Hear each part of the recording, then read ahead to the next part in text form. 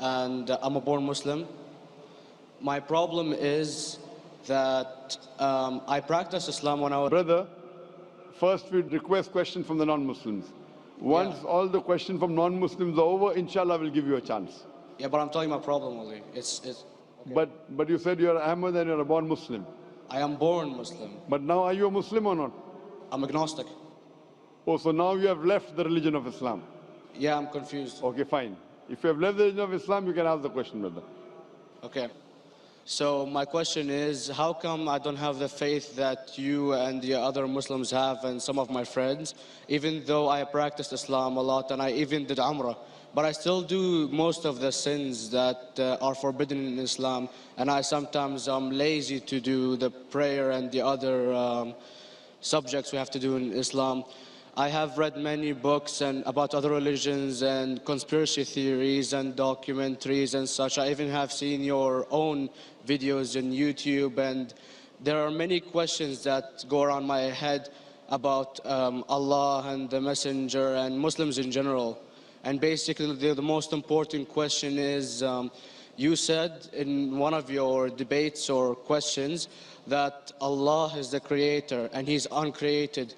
But I have realized, how can the uncreated exist? And if He exists, how can we notice Him? How can we see Him or hear Him or feel Him or know of His existence if He's uncreated in our own dimension or so? That's one of the questions. Brother Ahmed said that he is a born Muslim. He comes from Iraq. He read the Quran, he read the books, but he commits many sins. He believes maybe sometimes he's agnostic and he's lazy for praying. Brother, before I answer your main question, if you do sins and if you're lazy for praying, that does not make you a non-Muslim. As long as you believe that praying is fard, sometimes you miss, it's a sin. It's a major sin that you sometimes don't pray, but that doesn't make you a non-Muslim. If you say praying is not required, then you're doing kufr.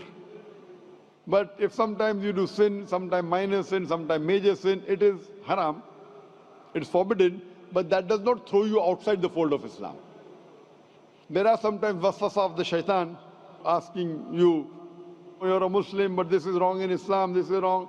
And it does deviate the person's mind. At that time, maybe your iman may be low. But these things should not make you consider that you're non-Muslim.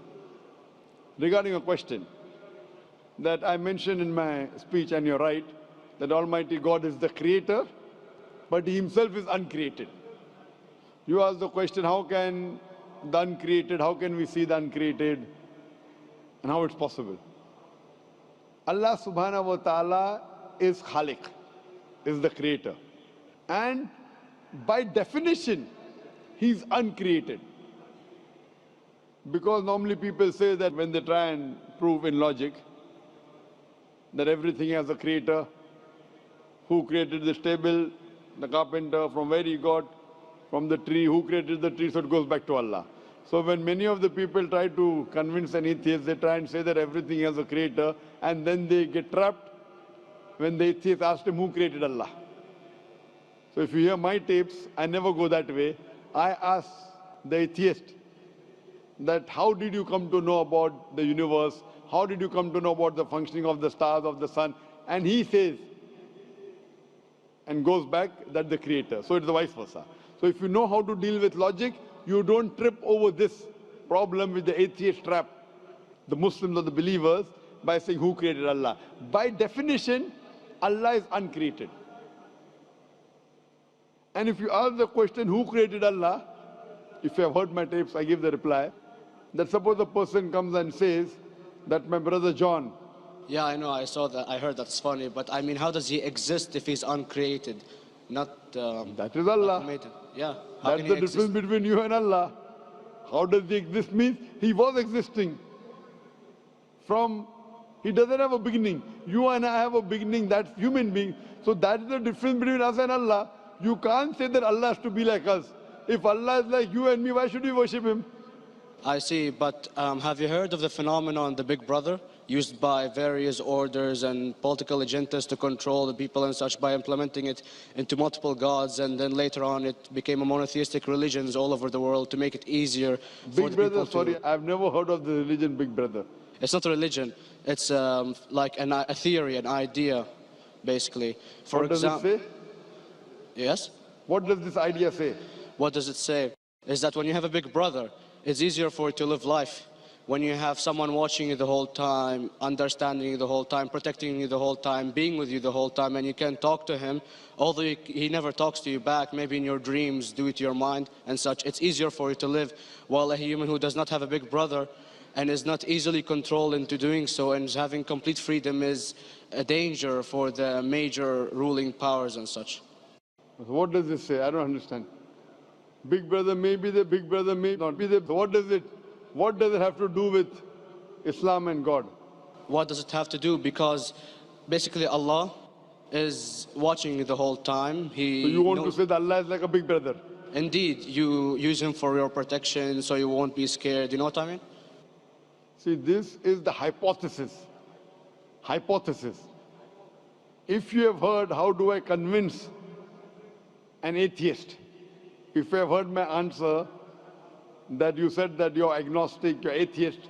Yeah. So first thing I do to an atheist is I congratulate him. What?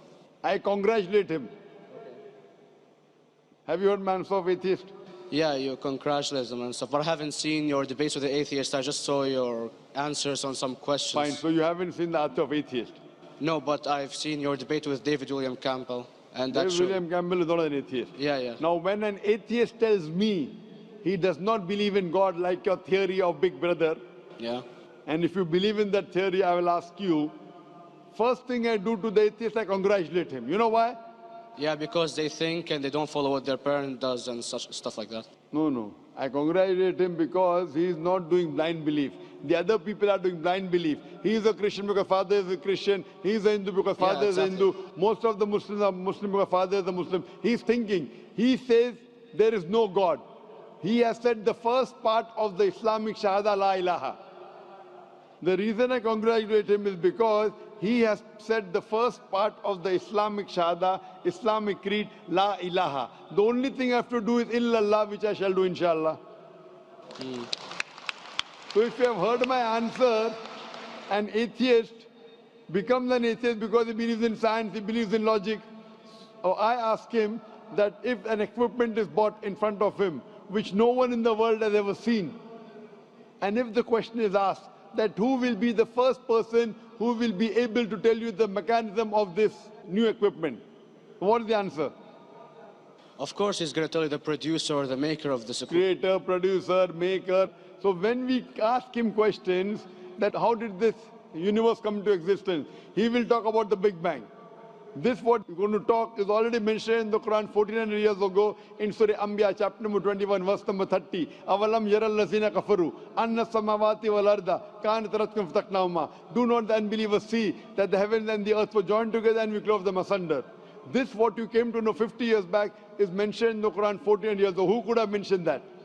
Well, in various civilizations in like 2000 or 5000 BC before Islam came or Christianity itself, there was various civilizations that are good in astronomy and they know more about our solar system than we do now, sadly. Brother, your knowledge of science is little, not in-depth. I do agree. There are certain things which were known as hypotheses.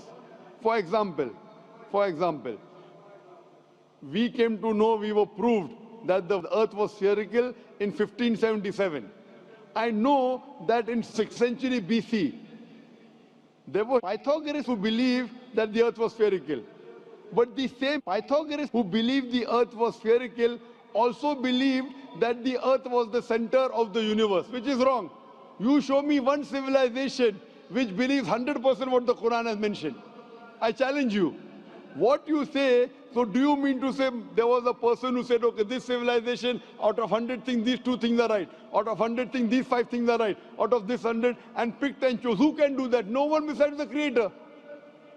Even if you know that there were 10 different civilizations, hundreds of civilizations, there is not a single civilization that you know in the past which knew 100% of science what we know today. So where is your logic? Where is your theory? I do know that certain things were hypotheses, which were proved later on. But there is not a single civilization which knows everything what is mentioned in the Quran. So the answer goes back to the original question, who could have collected this in the Quran? Someone 1400 years back, could he do and say, okay, out of these 100 things, these 3 are right, out of these 100 things, these 2 are right, out of this are... It's not possible. Mathematically, it's not possible. Well, you never gave the idea of extraterrestrials or so. I mean, knowledge is power, and... Brother, I'm asking you a simple question. We are not come here to have a debate. Yeah. I'm asking you a question. Point out a single civilization. You're asking something else. Yeah, we are right. not here to discuss. You can come in the room and discuss. You ask a question, I'm giving you the answer. You gave about old civilization. I told you you're right. But out of 100 things, 98 they were wrong. So I'm asking you, who could have mentioned this in the Quran? You're talking something else now. Yeah, well, I'm asking a simple question, 2 plus 2 equal how much? You're saying, I'm telling you 3 multiplied by 3 is how much? I'm asking a name, you're telling that where do you live? Yeah, I'm asking a simple question, name me a single civilization which has everything what was mentioned in the Quran. Do you know of any or not? Yes or no? Well, not everything, of course. Even not 10%. Why? Babylon knows of most of the planets and such. Planet is not the only thing mentioned in the Quran. There are 1,000 things mentioned in the Quran. To say what 1,000 things are mentioned in the Quran, 10% would be equal to 100 things. Did Babylonian civilization knew about 100 things mentioned in the Quran? No, because they You don't cannot. have the They knew 5 or 6 things. In percentage-wise, very small. So of course. Who can be the author of the Quran besides the creator to know what is right, what is wrong? Today, science has established the hypothesis mentioned by Babylonian so many centuries back is today proven. So these were hypotheses in the past, which out of them many have been rejected, some have been accepted. So to collect all which is 100% correct has to be from the creator and no one else. Hope that answers the question.